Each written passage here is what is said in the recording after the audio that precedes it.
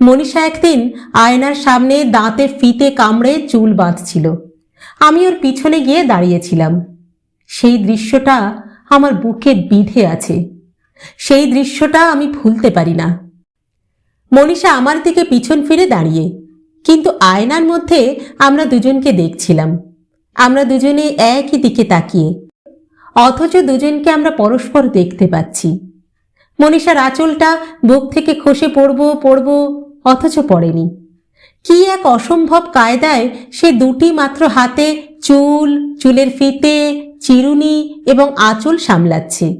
চোখে দুষ্টু দুষ্টু হাসি। মনীষা কখনো অপ্রতিভ হয় না। পিছনে আমাকে দেখতে পেয়ে বলল, কি মেয়েদের প্রসাধনের রহস্য দেখার খুব ইচ্ছে বুঝি? ঠিক আছে, দাঁড়িয়ে থাকুন, দেখবেন আমি অন্তত 11 রকমের স্নো পাউডার মাখবো। আমি বললাম, ওরে বাবা, এত সাজ পোশাক কোথাও বেড়াতে যাবে বুঝি? কোথায়? ছাদে।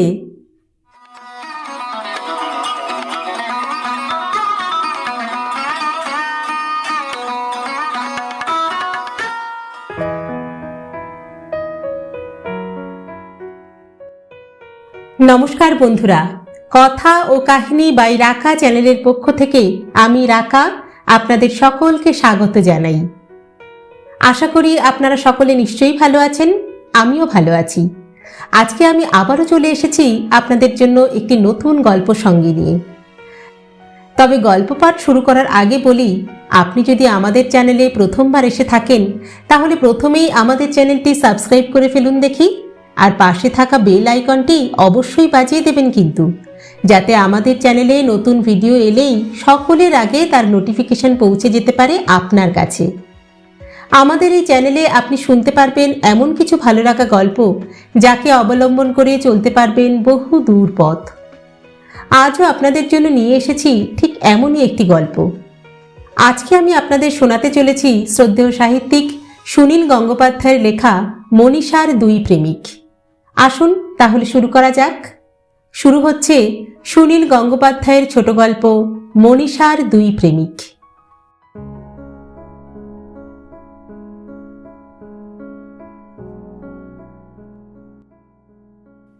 আমি মনীষাকে ভালোবাসি। মনীষা আমাকে ভালোবাসে না। মনীষা অমলকে ভালোবাসে। ব্যাপারটা এরকমই সরল। কিন্তু অমল সম্পর্কে আমার একটা দুশ্চিন্তা থেকে যায়। এক বিশাল সন্ধেবেলা দিক চিহ্নহীন মন্থর আলোর মধ্যে অমল ও মনীষাকে যখন আমি পাশাপাশি দেখতে পাই, অমলের চওড়া কবজির ধার ঘেঁষে মনীষার মসৃণতা, সামান্য গ্রীবা তুলে মনীষা রাসবিহারী এভিনিউকে কৃতজ্ঞ ও ধন্য করে, আমি তখন একটা তৃপ্তির নিঃশ্বাস ফেলি। যাক, একই বাতাসের মধ্যে তো আমরা আছি। অমল, তুমি সৎ হও, আরও বড় হও। কতখানি দায়িত্ব এখন তোমার ওপর। অমল, তুমি পারবে তো? নিশ্চয়ই পারবে, কেন পারবে না? আমি সর্বান্তকরণে তোমাকে সাহায্য করব। অমল বিমান চালায়। ভোরবেলা একটা স্টেশন ওয়াগন এসে অমলের বাড়ির সামনে হর্ন দেয়। অমল বেরিয়ে আসে। তখনও চোখে মুখে ঘুম, কিন্তু সাদা পরিচ্ছেদে তাকে কি সুন্দর দেখায়। দাড়ি কামাবার পর অমলের গালে একটা নীলচে আভা পড়ে। ঠোঁট দুটি ওর ভারী পাতলা। সিগারেট ঠোঁটে চেপে কথা বলবার চেষ্টা করে বটে, কিন্তু মাঝে মাঝে টুপ করে সিগারেটটা খসে পড়ে যায়। স্টেশন ওয়াগনে উঠে অমল ফের নিজের বাড়ির 3 তলার জানলার দিকে তাকায়। একটু পরেই দমদম থেকে অমল ইস্তাম্বুল উড়ে চলে যাবে, আবার ফিরেও আসবে। অমল বিমান চালায়। অমল মোটর গাড়ি চালাতে জানে কিনা আমি ঠিক জানি না, কিন্তু এই কথা জানি অমল সাইকেল চালাতে পারে না। অমল কি সাঁতার জানে? খোঁজ নিতে হবে তো। সাইকেল ও সাঁতার দুটোই আমি জানি। দেওঘর থেকে ত্রিকুট পাহাড় পর্যন্ত সাইকেল চালিয়ে গিয়েছিলাম একবার। গিরিডিতে উশ্রী জলপ্রপাতে একবার সাঁতার কাটতে গিয়ে স্রোতের টানে পড়ে বহু দূর ভেসে গিয়েছিলাম। বাঁচবো এমন আশা ছিল না, তবুও তো বেঁচে গেছি। কিন্তু ছি ছি, এসব আমি কি ভাবছি? আমি কি গর্ব করব না এ নিয়ে? ভ্যাট, সাইকেল কিংবা সাঁতার জানা এমন কিছুই না, ও তো কত হেজি পেজি লোকও জানে। কিন্তু অমল বৈমানিক, দৃঢ় স্বাস্থ্যময় গৌরবর্ণ উজ্জ্বল মুখ নিয়ে অমল নীলিমার বুক চিরে রূপলি বিমান নিয়ে উড়ে যায় ইস্তাম্বুল কিংবা সাও পাওলো বন্দর পর্যন্ত, আবার ফিরে আসে। কিন্তু অমল, তোমাকে আরও মহিয়ান হতে হবে। সবার চোখে পড়ে না, কিন্তু আমি জানি, একটু ভালো করে লক্ষ্য করলেই দেখা যাবে মনীষার পা পৃথিবীর মাটি ছোঁয় না। এই ধুলোবালির নোংরা পৃথিবী থেকে কয়েক আঙুল উঁচুতে সে থাকে। মনে আছে সেই বৃষ্টির দিনের কথা? একটু আগেও রোদ ছিল, হঠাৎ সব মুছে গিয়ে খয়েরি রঙের ছায়া পড়ল সারা শহরে। আকাশ ভেঙে বৃষ্টি এলো। আমি ছুটে একটা গাড়ি বারান্দার নিচে দাঁড়ালাম। দেখতে দেখতে রাস্তায় হাঁটু সমান জল জমল। গাড়ি ঘোড়া অচল হলো। বৃষ্টির তখনও সমান তেজ। জলের ছাটে ভিজে যাওয়া সিগারেট টানতে যেরকম বিরক্তি, সেই রকম বিরক্তি বা বিমর্ষভাবে আমি দীর্ঘক্ষণ বৃষ্টি থামার অপেক্ষায় ছিলাম। এমন সময় মনীষাকে দেখতে পাই। দুজন সখীর সঙ্গে সে জল ভাঙতে ভাঙতে উচ্ছল হয়ে আসছে। আমাকে ডাকতে হয়নি, মনীষাই সব জায়গায় সকলকে দেখতে পায়। মনীষাই আমাকে দেখে চেঁচিয়ে বলল, এই বরুণদা, একা একা দাঁড়িয়ে আছেন কেন? হ্যাঁ, আসুন আসুন, চলে আসুন, আজ বৃষ্টিতে ভিজব। জলের মধ্যে মানুষ ছুটতে পারে না, কিন্তু আমার ইচ্ছে হলো ছুটে যাই। একটু আগেও গায়ে সামান্য জলের ছাট অপছন্দ করছিলুম, কিন্তু তখন মনে হলো হাঁটু গভীর জলে সাঁতার কাটি। সখী দুজন ইডেন হসপিটাল রোডের হোস্টেলে চলে গেল। আমি আর মনীষা মাঝ রাস্তা দিয়ে হাঁটছি জল ভেঙে ভেঙে। তখনও অঝরে বৃষ্টি, সারা রাস্তায় আর কেউ নেই, সব পায়রার খোপে ঢুকে গেছে। চুপচুপে ভিজে গেছি আমরা দুজনে। মনীষার কানের লতিতে মুক্তোর দুলের মতন টলটল করছে এক ফোঁটা জল। এই মাত্র সেটা খসে পড়ল। সেদিনই আমি বুঝতে পেরেছিলাম মনীষা অন্য কারুর মতো নয়। এই চেনা পৃথিবী, এই নোংরা জল কাদা, রাস্তার গর্ত, ভেসে যাওয়া মরা বিড়ালছানা, এসবের মধ্যে থেকেও মনীষা এত আনন্দ পাচ্ছে কি করে? বেড়াতে গেলে মানুষ এমন আনন্দ পায়। মনীষা যেন অন্য গ্রহ থেকে এখানে দুদিনের জন্য বেড়াতে এসেছে। আমরা এখানকার শেকড় প্রথিত অধিবাসী। অনেক কিছুই আমাদের কাছে একঘেয়ে হয়ে গেছে। মনীষার কাছে সব কিছুই নতুন এবং আনন্দোজ্জ্বল। বৃষ্টির মধ্যে হাঁটতে হাঁটতে আমরা ওয়েলিংটন পর্যন্ত চলে আসি। এই সময় ট্যাক্সি পাওয়া কঠিন, কিন্তু একটা খালি ট্যাক্সি এসে আমাদের পাশে দাঁড়ায়। বিশালাকায় ড্রাইভার কৃতদাসের মতো বিনীত ভঙ্গিতে মনীষার দিকে চেয়ে বলে, আসুন। যেন তার নিয়তি তাকে মনীষার কাছে পাঠিয়েছে, তার আর উপায় নেই। মনীষা হঠাৎ আবিষ্কারের মতন আনন্দে আমার দিকে তাকিয়ে বলে, এবার ট্যাক্সি চড়বেন? যতক্ষণ না বৃষ্টি থামে ততক্ষণ ঘুরবো কিন্তু। দরজা খোলার পর মনীষা যখন নিচু হয়ে ঢুকতে যায়, তখন তার ফর্সা পেট আমার চোখে পড়ে, জলে ভেজা নাভি। দার্জিলিংয়ের কুয়াশায় আমি একদিন এই রকম চাঁদ দেখেছিলাম।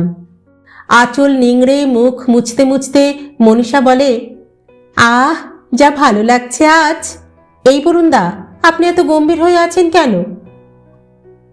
আমি বিনা দ্বিধায় মনীষার কাঁধে হাত রেখে বলি, তুমি একদম পাগল।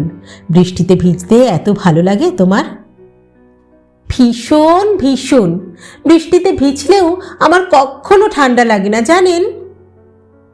তুমি তাকাও তো আমার দিকে, তোমাকে ভালো করে দেখি। ভালো করে দেখবেন? আমি পাগল না আপনি পাগল? হ্যাঁ, তাহলে দুজনেই। মোটেই না, আপনার সঙ্গে সঙ্গে আমিও পাগল হতে রাজি নই। এ কথা বলার সময়েও মনীষা আমার দিকে ঘুরে তাকায়। নির্নিমেষে আমি দেখি সুকুমার ভুরুর নিচে দুটি দ্বিধাহীন চোখ, এই যে নাক, ইটালীয় শিল্পীরা একসময় এই রকম নাক সৃষ্টি করেছে। উড়ন্ত পাখির ছড়ানো ডানার মতো ঠোঁটের ভঙ্গি, একটু দুষ্টু দুষ্টু হাসি মাখানো। এই কথা ঠিক, ওর ভেজা শাড়ি ব্লাউজের রং ভেদ করে জেগে ওঠা রূপোর জামবাটির মতন স্তন আমার চোখে পড়লেও সেখানে হাত দিতে ইচ্ছে করেনি কুয়াশায় আধো ভেজা চাঁদ ছুঁতে। এক এক সময় হয় এরকম, তখন সৌন্দর্যকে নষ্ট করতে ইচ্ছে হয় না। আমি বুঝতে পেরেছিলাম মনীষার সেই সিক্ত সৌন্দর্যের পাশে আমার লোমে ভরা শক্ত হাতটা সেই মুহূর্তে মানাবে না। আমার ইচ্ছে হয়েছিল মনীষা আরও হাসুক, উচ্ছল হাসির তরঙ্গে ওর শরীর কেঁপে কেঁপে উঠুক, তাহলেই ওর রূপ আরও গাঢ় হবে। কিন্তু কি করে ওকে আমি আরও খুশি করব ভেবেই পাচ্ছিলাম না। আমি বললাম, মনীষা, ভাগ্যিস তোমার সঙ্গে দেখা হলো, নইলে আমি বোধহয় এখনো বোকার মতন সেই গাড়ি বারান্দার নিচেই দাঁড়িয়ে থাকতাম। রাস্তার জলের দিকে তাকিয়ে মনীষা বলল, দেখুন দেখুন কিরকম ঢেউ দিচ্ছে, ঠিক নদীর মতন। তুমি এদিকে কোথায় এসেছিলে? ইউনিভার্সিটিতে। লাইব্রেরির দুখানা বই ফেরত দিয়ে গেলাম, ইউনিভার্সিটির সঙ্গে সম্পর্ক চুকে গেল। কেন, তুমি রিসার্চ করবে না? ঠিক নেই। আচ্ছা, আপনি ওখানে দাঁড়িয়েছিলেন কেন? তুমি আসবে সেই প্রতীক্ষায় ছিলাম। চোখে চোখ রাখল, একটু হাসল, হাসি মিশিয়েই বলল, সত্যি কোনোদিন আমার জন্য প্রতীক্ষা করবেন? আপনি যা অহংকারী।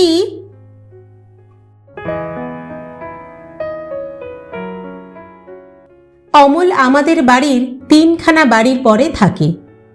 আমি নয়, সত্যিকারের অহংকারী হচ্ছে অমল। পাড়ার কোনো লোকের সঙ্গে মেশে না, আমাকে দেখেছে, মুখ চেনে, তবু আমার সঙ্গে কোনো দিন কথা বলেনি। তা হোক, তবু অমলকে আমি পছন্দ করি। অমলের চেহারায় ব্যবহারে একটা দীপ্ত পৌরুষ আছে, অহংকারের যোগ্য সে। আমি ওরকম অহংকার দেখতে ভালোবাসি। সপ্তাহে 3 দিন অন্তত অমল কলকাতায় থাকে। ছুটির দিন সকাল 9টা আন্দাজ অমল বাড়ি থেকে বেরোয়। তার গভীর ভুরুর নিচের চোখ দুটিতে তখনও ঘুম লেগে থাকে। ধবধবে পাজামা ও পাঞ্জাবি পরা, পাঞ্জাবির হাত গোটানো। পথের দুপাশে না তাকিয়ে অমল হাজরা পর্যন্ত যায়। অধিকাংশ দিনই সে ল্যান্সডাউন রোড ধরে হাঁটতে থাকে। অমলকে আমি কোনো দিন বাসে উঠতে দেখিনি। দেশপ্রিয় পার্কের কাছে এসে অমল একটু দাঁড়ায়। সিগারেট ধরিয়ে অমল এবার পূর্ণ চোখে চৌরাস্তার মানুষজন দেখে। বস্তুত পথের সমস্ত মানুষও একবার অমলকে দেখে, এমনই তার পৃথক ব্যক্তিত্ব। তখনও মনীষার সঙ্গে অমলের পরিচয় তত প্রগাঢ় হয়নি। অমল রাস্তা পেরিয়ে সার্দান এভিনিউর দিকে তার এক বন্ধুর বাড়িতে চলে যায়। একদিন নয়, অমলকে দেখতে ও চিনতে আমার সময় লেগেছে। আগে আমি অন্যমনস্কভাবে অমলের প্রশংসাকারী ছিলাম, অথবা তার ঠিক পটভূমিকায় তাকে আমি দেখিনি। হঠাৎ দেখা না হলে মনীষার সঙ্গে দেখা হওয়ার কোনো উপায় নেই। সম্পূর্ণ অপ্রত্যাশিত সব জায়গায় মনীষার সঙ্গে আমার দেখা হয়েছে। দিল্লি থেকে কয়েকদিনের জন্য এসেছে কোনো বন্ধু, তার সঙ্গে দেখা করতে গেছি। সেখানে সমস্ত বাড়িতে তার অস্তিত্ব ঘোষণা করে রয়েছে মনীষা। সেই বন্ধুর সঙ্গে ওর কিরকম আত্মীয়তা। সাদা সিল্কের শাড়িতে মনীষাকে খুবই হালকা, প্রায় অপার্থিব দেখায়। আমার কাছে এসে মনীষা বলে, এ কি, আপনার জামার মাঝখানের বোতামটা লাগাননি কেন? অবলীলায় মনীষা আমার বুকের খুব কাছে দাঁড়িয়ে বোতাম লাগিয়ে দেয়। মনীষাদের বাড়িতে আমি কখনো যাব না। ওই বিশাল বাড়িতে অন্তত 7খানা ঘর ফাঁকা থাকে। যদি সেখানে কোনোদিন আমি দস্যু হয়ে উঠি, যদি রূপ হন্তারক হতে স্বাদ হয় আমার। মনীষা একদিন আয়নার সামনে দাঁতে ফিতে কামড়ে চুল বাঁধছিল। আমি ওর পিছনে গিয়ে দাঁড়িয়েছিলাম। সেই দৃশ্যটা আমার বুকে বিঁধে আছে। সেই দৃশ্যটা আমি ভুলতে পারি না। মনীষা আমার দিকে পিছন ফিরে দাঁড়িয়ে, কিন্তু আয়নার মধ্যে আমরা দুজনকে দেখছিলাম। আমরা দুজনে একই দিকে তাকিয়ে, অথচ দুজনকে আমরা পরস্পর দেখতে পাচ্ছি। মনীষার আঁচলটা বুক থেকে খসে পড়ব অথচ পড়েনি। কি এক অসম্ভব কায়দায় সে দুটি মাত্র হাতে চুলের ফিতে, চিরুনি এবং আঁচল সামলাচ্ছে, চোখে দুষ্টু দুষ্টু হাসি। মনীষা কখনো অপ্রতিভ হয় না। পিছনে আমাকে দেখতে পেয়ে বলল, কি মেয়েদের প্রসাধনের রহস্য দেখার খুব ইচ্ছে বুঝি? ঠিক আছে, দাঁড়িয়ে থাকুন, দেখবেন আমি অন্তত 11 রকমের স্নো পাউডার মাখব। আমি বললুম, ওরে বাবা, এত সাজ পোশাক কোথাও বেড়াতে যাবে বুঝি? কোথায়? ছাতে। আয়নার ফ্রেমের মধ্যে দেখা সেই এক শ্রেষ্ঠ শিল্প। সেই শিল্পের মধ্যে আমার স্থান ছিল না। আমি নিজেকে সেখান থেকে সরিয়ে নিলুম। কিন্তু মুশকিল এই, আয়নার মধ্যে নিজের মুখের ছায়া না ফেলে অন্য কিছুও যে দেখা যায় না। সেই রকমই এক রবিবার সকালে অমল ল্যান্সডাউন রোড ধরে হাঁটতে হাঁটতে মোড়ে এসে পৌঁছল। রাসবিহারী অ্যাভিনিউ ধরে আসছিল মনীষা। দেশপ্রিয় পার্কের কাছে ওরা সমকোণে মিলিত হলো। সম্ভ্রমপূর্ণ ভদ্রতার সঙ্গে অমল মনীষাকে বলল, কি ভালো আছেন? মনীষা উদ্ভাসিত মুখে বলল, আরে আপনি ব্যাংকক গিয়েছিলেন না? কবে ফিরলেন? কাল সন্ধেবেলা। পরশু গিয়ে কাল ফিরে এলেন? অমল সংযতভাবে হেসে বলল, হ্যাঁ। আপনি এখন কোন দিকে যাবেন? একটু লেক মার্কেটের কাছে যাব। চলুন একসঙ্গে যাওয়া যাক। সেই প্রথম আমি অমলকে সোজা না গিয়ে ডান দিকে বেঁকতে দেখলাম। আমি খুব কাছেই দাঁড়িয়েছিলাম। মনীষা আমাকে দেখতে পাইনি। সেই প্রথম মনীষা আমাকে দেখতে পেল না। কিন্তু আমি ওকে ডাকিনি কেন? আমি ডাকলে মনীষা আমার সঙ্গেই যেত, অমলের সঙ্গে যেত না। অমলের সঙ্গে ওর তখনও তেমন গাঢ় চেনা ছিল না। কিন্তু আমি ডাকিনি কেন? ঠিক জানি না। হঠাৎ মনে হয়েছিল, মনীষা আর অমল যদি কখনো পাশাপাশি আয়নার সামনে দাঁড়ায়, অমলকে তাহলে সরে যেতে হবে না। ওদের দুজনকে বড় সুন্দর মানায়। বুকটা টনটন করে উঠেছিল। পর মুহূর্তেই ভেবেছিলাম, ধ্যাত, চেহারাই কি সব নাকি? আমি একটু বেশি রোগা, কিন্তু রোগা মানুষরা কি ভালোবাসার যোগ্য হতে পারে না? জিএম আমাকে তার ঘরে ডেকে বললেন, তুমি তো বিয়ে করনি, তা সন্ধেবেলাগুলো কাটাও কি করে? হ্যাঁ। অফিসে জিএম এর মুখ থেকে এরকম প্রশ্ন আমি আশা করিনি। সামান্য হেসে বললুম, কি আর করব, বাড়ি ফিরে স্নান করি, তারপর চা টা খেয়ে বই টই পড়ি, রেকর্ড শুনি। সে কি হে, তোমার আর কোনো এন্টারটেনমেন্ট নেই? তবে যে শুনি তোমাদের মতো ইয়াং ম্যানদের জন্য কলকাতা শহরে অনেক নাইট স্পট। স্যার, ব্যাপারটা কি বলুন তো? শোনো, দিল্লি অফিস থেকে মিস্টার চোপড়া আসছেন। ওকে আজ আমরা গ্র্যান্ড ডিনার দিচ্ছি, তুমিও থাকবে। মিস্টার চোপড়া একটু লাইট স্বভাবের লোক। তুমি ওর সঙ্গে বন্ধুত্ব করে ওকে নিয়ে কলকাতার নাইট লাইফটা একটু দেখিয়ে আনবে। নাইট লাইফ মানে? সে আমি কি বলবো, তোমরা ইয়াং ম্যান যা ভালো বুঝবে। চোপড়ার একটু ফুর্তি টুর্তি করার বাতিক আছে। স্যার, আমি পারবো না, অন্য কাউকে এভার দিন। সে কি, পারবে নাকি? হ্যাঁ, চোপড়ার সঙ্গে তোমার আলাপ হয়ে থাকলে তোমারই তো সুবিধে, সহজেই লিফট পেয়ে যাবে, ওরাই তো হর্তাকর্তা। না স্যার, এসব ব্যাপারে আমার কোনো অভিজ্ঞতা নেই।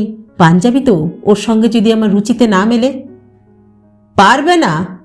ঠিক আছে, দাসাপ্পাকে বলে দেখি, ওর আবার ইংরাজি উচ্চারণটা ভালো নয়।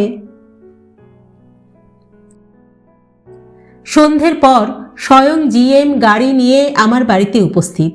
বললেন, শিগগির তৈরি হয়ে নাও, তোমাকেই যেতে হবে। দাসাপ্পার মেয়ে সিঁড়ি থেকে পড়ে গেছে হাসপাতালে, সে আসতে পারবে না। নাও নাও তাড়াতাড়ি, 8টায় ডিনার। কিন্তু স্যার, আমার যে ওসব ভালো লাগে না।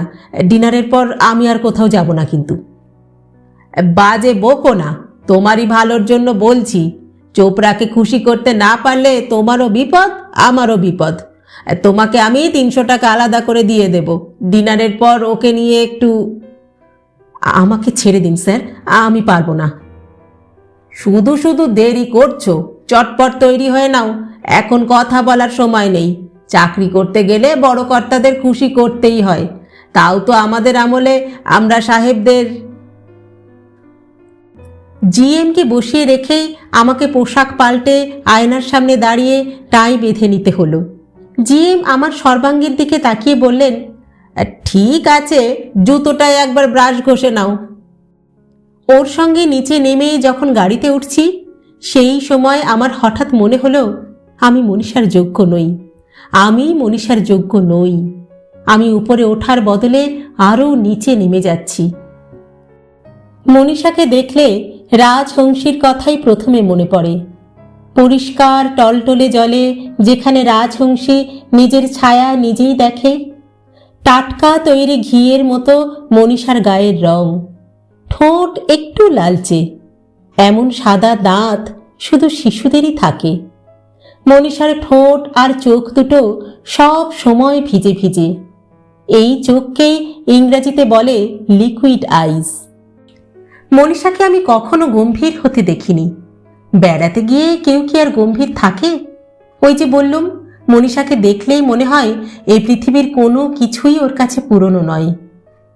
ঠিক 4 মাস 12 দিন মনীষাকে দেখিনি কিংবা দেখা হয়নি, কিংবা মনীষা আমাকে খুঁজে পায়নি। তারপর একদিন লেক স্টেডিয়ামের ধারে মনীষাকে দেখতে পেলাম। মনীষার শরীরের এক একটা অংশ আমার এক একদিন নতুন করে ভালো লাগে। সেদিন চোখে পড়ল ওর পা দুটো, জয়পুরি কাজ করা লাল রঙের চটি পড়েছে। কি সুন্দর ওই পা দুটো, মসৃণ নরম। এই পৃথিবীতে মনীষাই একমাত্র মেয়ে এই ধুলি মলিন রাস্তা দিয়ে হেঁটে গেলেও যার পায়ে এক ছিটে ধুলো লাগে না। মনে হলো মনীষার ওই পা দুখানি 2 হাতের মুঠোয় নিয়ে গন্ধ শুকলে আমি ফুলের গন্ধ পাব। মনীষা হাসল, অবাক হলো এবং অভিমানের সুরে বলল, যান, আপনার সঙ্গে আর কথা বলবো না। কেন? আমি কি দোষ করেছি? আপনি এতদিন কোথায় ছিলেন? আপনি মোটেই আমার কথা ভাবেন না। মণি, অভিমান করলে তোমাকে এত সুন্দর দেখায়? 4.5 মাস বাদে দেখা হলেও পথের মধ্যে মনীষার হাত ধরা যায়। হাত ধরে আমি বললুম, মণি, তুমি এখন কোথায় যাচ্ছ? আমার সঙ্গে চলো। এখন কটা বাজে? ও মা, 5:30টা।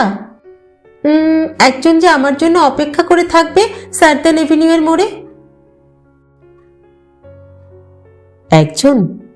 একজন তাহলে অপেক্ষা করে আছে? সে তাহলে অহংকারী নয়?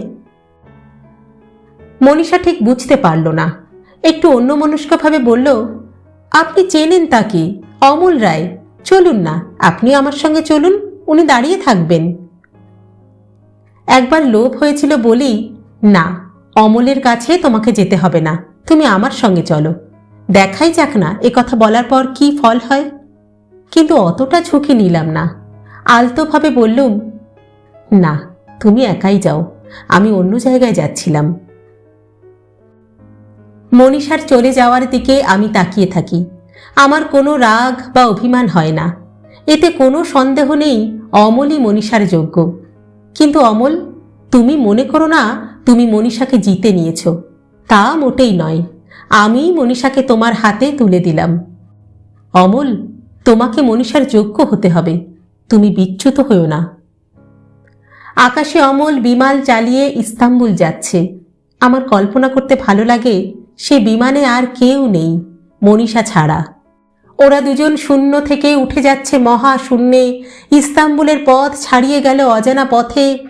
ইস, ওদের দুজনকে কি সুন্দর মানায়, শিল্প এরই নাম। আমার হাত টনটন করছে, আমি আর পারছি না।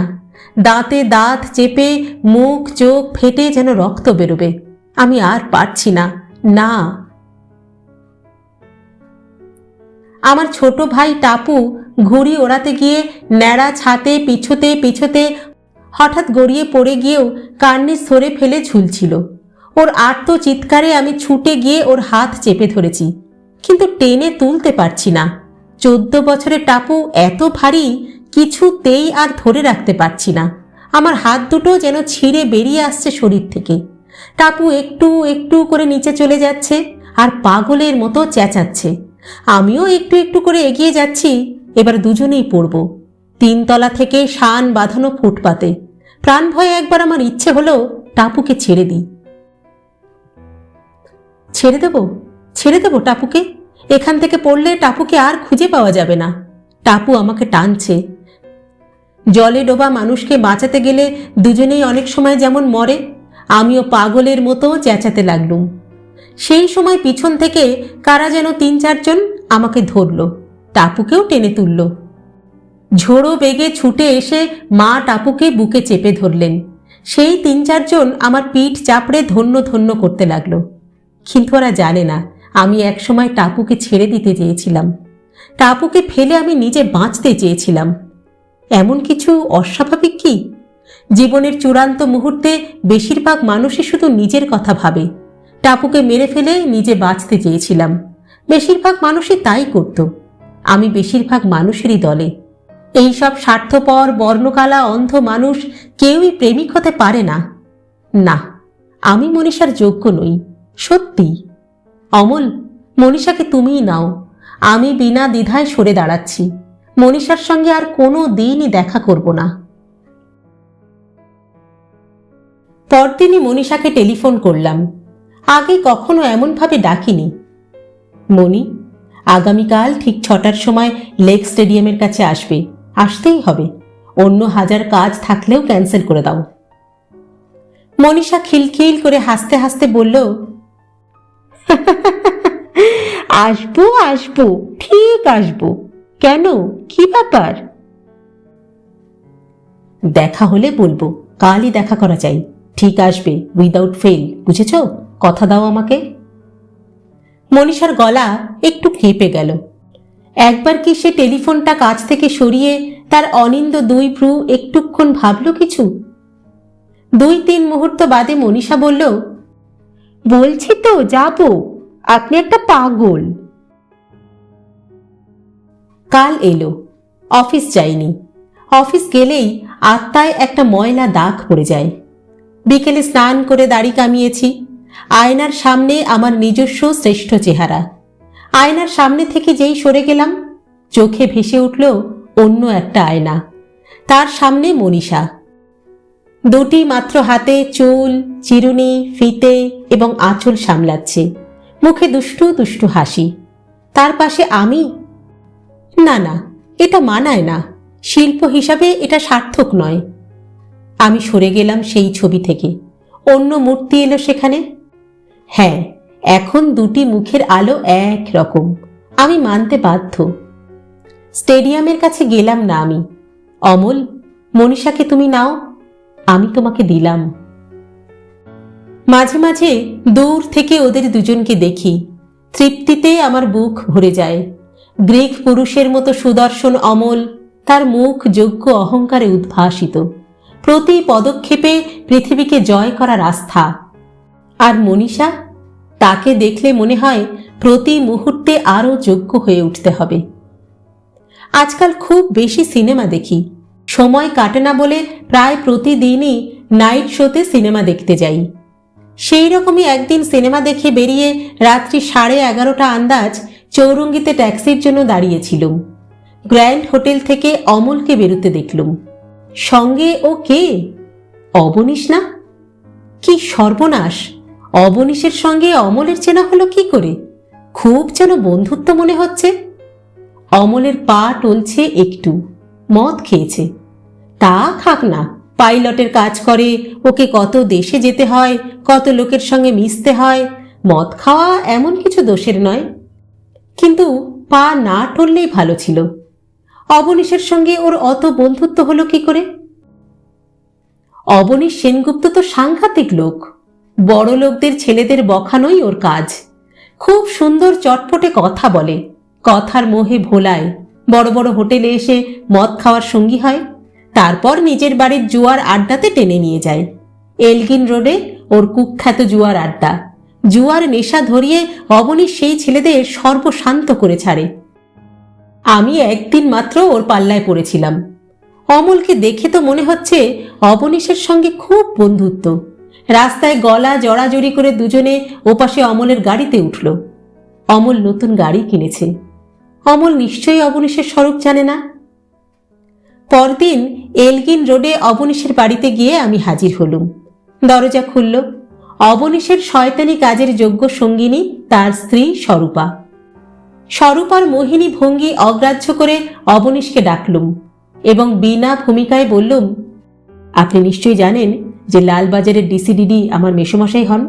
আমি আপনার বাড়ির এই বেআইনি জুয়োর আড্ডা এক্ষুনি ধরিয়ে দিতে পারি।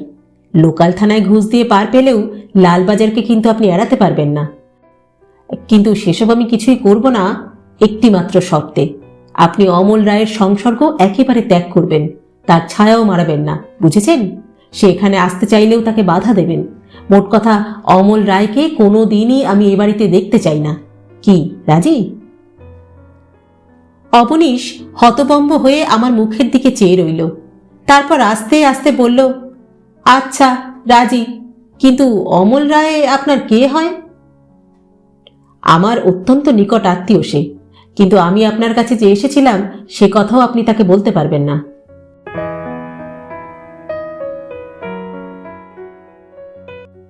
আমি নিজে কখনো বাজার করতে যাই না। দুই একদিন গিয়ে দেখেছি আমি একেবারেই দরদাম করতে পারি না, আমায় সবাই ঠকায়। তবু হঠাৎ একদিন বাজারে যাবার শখ হলো। বাজারে অমলের সঙ্গে দেখা হলো। আশ্চর্য যোগাযোগ! অমল নিশ্চয়ই কোনোদিন বাজার করে না। বাজার করা টাইপ ও নয়।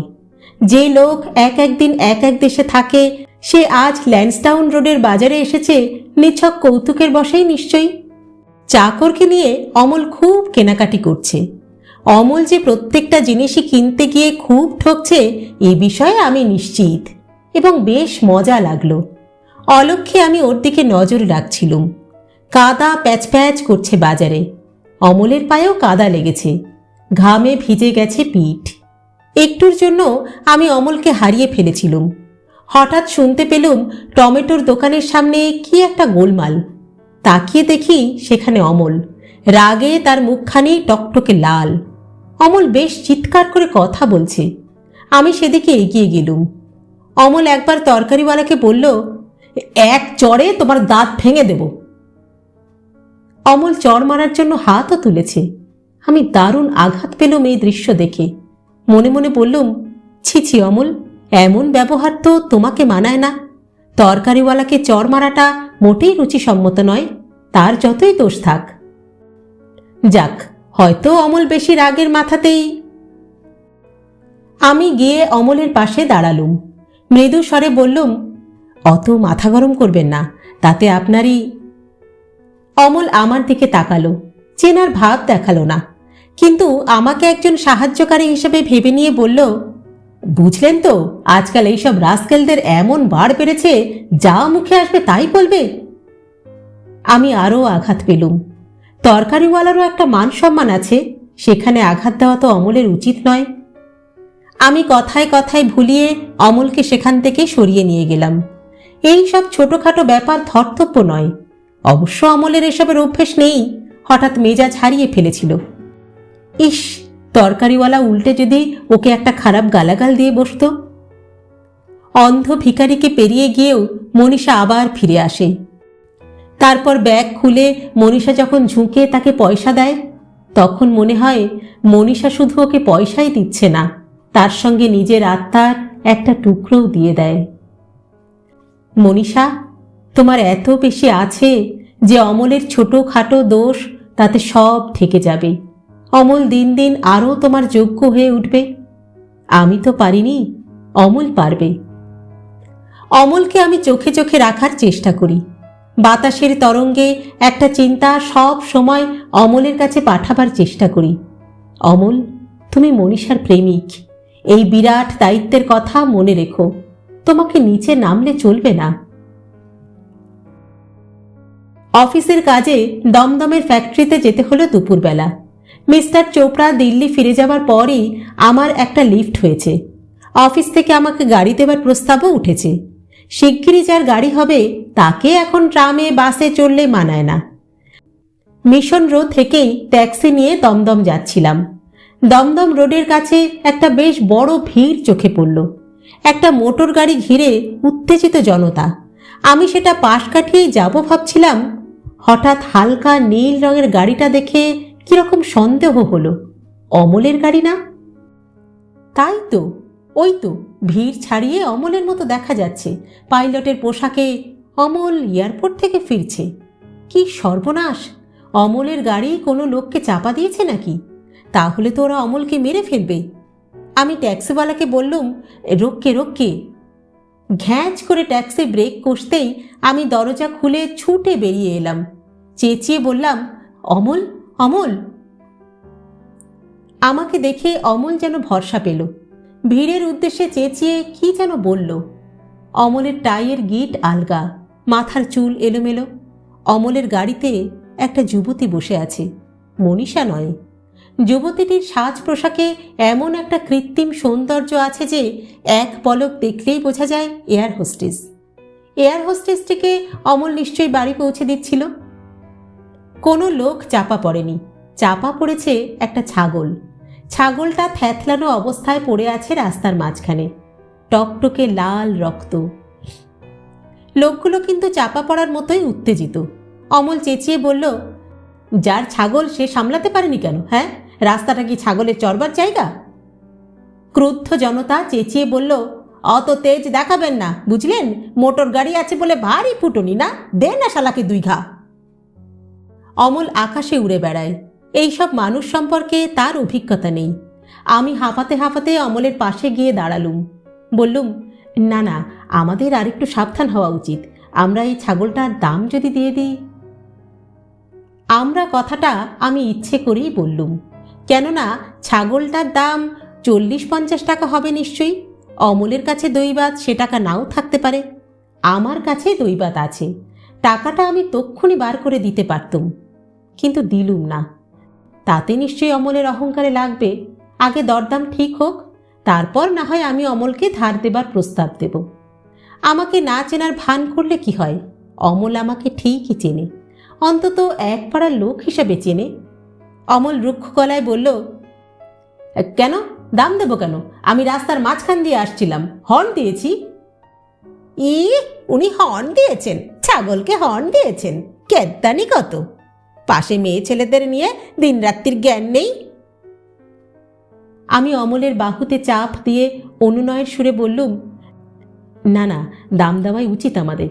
যার ছাগল তার তো ক্ষতি হয়েছে ঠিকই। কত দাম? ছাগলটার দাম কত বলুন তো? ছাগলের মালিক কাছেই ছিল, সে বলল, 100 টাকা। অমল বলল, 100 টাকা? একটা ছাগলের দাম 100 টাকা? অন্যায় জুলুম করে। তবু তো কম করে বলেছি, অন্তত 18 কেজি মাংস হবে বারাসাতের হাটে বেচলে, বুঝলেন? আমি অমলকে মৃদু স্বরে জানালুম, আমার কাছে টাকা আছে। অমল রুক্ষভাবে বলল, টাকা থাকা না থাকার প্রশ্ন নয়, জুলুম করে এরা। লোকগুলো এবার আরো গরম হয়ে উঠল। ক্রমশ আমাদের গা ঘেঁষে আসছে, শুরু হয়েছে গালাগালি। এসব সময়ে কি সাংঘাতিক কাণ্ড হয় অমলের তার ধারণা নেই। ওরা আমাদের সবাইকে মেরে গাড়িতে আগুন জ্বালিয়ে দিতে পারে। অমল এবার যেন একটু বিচলিত হয়ে বলল, ঠিক আছে, কত টাকা দিতে হবে? হ্যাঁ, কত টাকা? আমি বললুম, দাঁড়ান, আপনি চুপ করুন, আমি দরদাম ঠিক করছি। ভিড়ের মধ্যে 2-3 জন লোক একসঙ্গে কথা বলছিল, আমি তাদের উত্তর দিচ্ছিলাম। হঠাৎ দারুণ চিৎকার শুনলাম, পালাচ্ছে পালাচ্ছে, শালা পালাচ্ছে, এই শালাকে ছাড়িস না, ধর ধর। নিজের চোখকেও বিশ্বাস করতে পারছিলাম না। হঠাৎ একটা সুযোগে অমল গাড়িতে উঠে স্টার্ট দিয়ে দিয়েছে। ভিড় ভেদ করে ঊর্ধ্বশ্বাসে পালিয়ে গেল, আমার দিকে তাকালোও না। একদল লোক হইচই করে ছুটে গেল সেই গাড়ির দিকে, আর একদল লোক আমার কলার চেপে ধরল। অমলের গাড়িকে আর ধরা গেল না। আমি দুবার শুধু অমল অমল বলে চেঁচিয়েই হঠাৎ চুপ করে গেলুম, কিন্তু মনে মনে আমি কাতরভাবে আর্তনাদ করতে লাগলুম, অমল, তুমি যেও না, তুমি যেও না। এই কাপুরুষতা তোমাকে মানায় না। তুমি মনীষার প্রেমিক, তোমার মধ্যেও এই দীনতা দেখলে আমি তা সহ্য করব কি করে? অমল, তুমি মনীষার এমন অপমান করো না। তাহলে যে প্রমাণ হয়ে যাবে এই পৃথিবীতে আর একজনও যোগ্য প্রেমিক নেই মনীষার।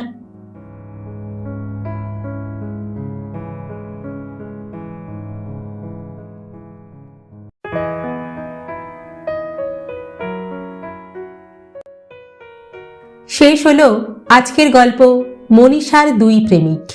লিখেছেন শ্রদ্ধেয় সাহিত্যিক সুনীল গঙ্গোপাধ্যায়। গল্প পাঠ করলাম আমি রাকা। আপনারা শুনছেন ইউটিউব চ্যানেল কথা ও কাহিনী বাই রাকা।